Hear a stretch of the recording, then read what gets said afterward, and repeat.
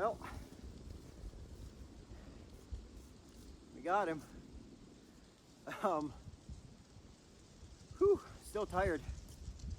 I had to run up the hill and put a finishing off shot on this guy, but I left camp this morning. Wasn't really in a hurry. Got cold last night. We've had a real wet snow for the past few days, and got cold, and I knew it was going to be crusty, noisy going at first, but it was supposed to warm up today and the sun was supposed to come out, which it has.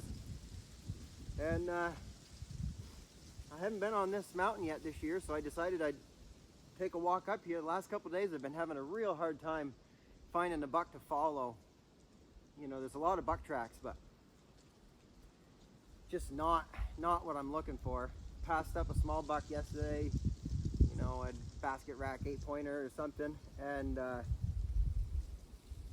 anyways, today on the way in here I was up over the other side, and that's where my truck is, unfortunately, but I was coming up through and there was a lot of buck tracks, a lot of deer, and a couple real good ones, but they just weren't, they were, you know, a day old or something, so I didn't want to waste my time on them.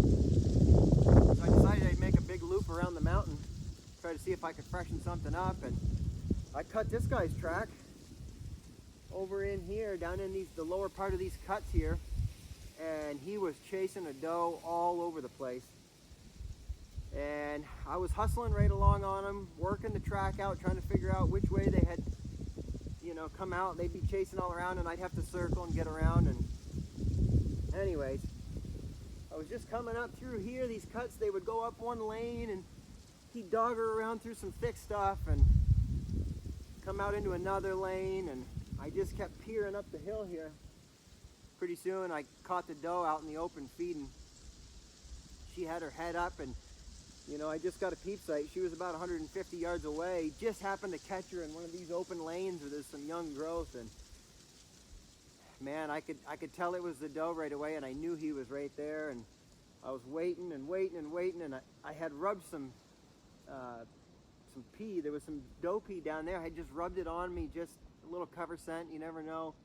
And the wind was blowing right at him, and I was starting to get nervous watching her, and I couldn't figure out where he was. And all of a sudden I see a big body behind her, which is usually where they are, and he took a couple steps, and man, I was having a hard time putting an antler on him, and then I just caught a piece of an antler in there, and he was so big, I'm like, it's got to be a good one, you know. And like I said, it was about 150 yards, and I just shot offhand with that peep. I got that Skinner peep on there. I really like it.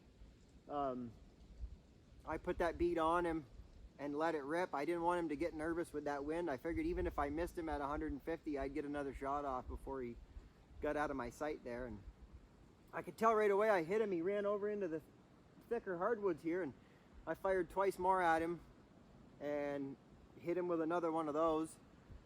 And then I had to run up there and finish him off. He was flopping all around, so I put another finishing off shot on him, but just a beautiful buck.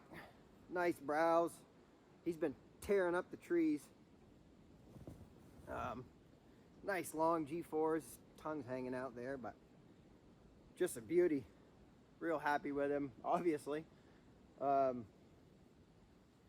been a couple years since I got one with a good rack. I've been pretty successful shooting bucks, but I just feel like I keep getting gypped on the antlers, so I didn't get gypped this time. That's a taxidermy bill.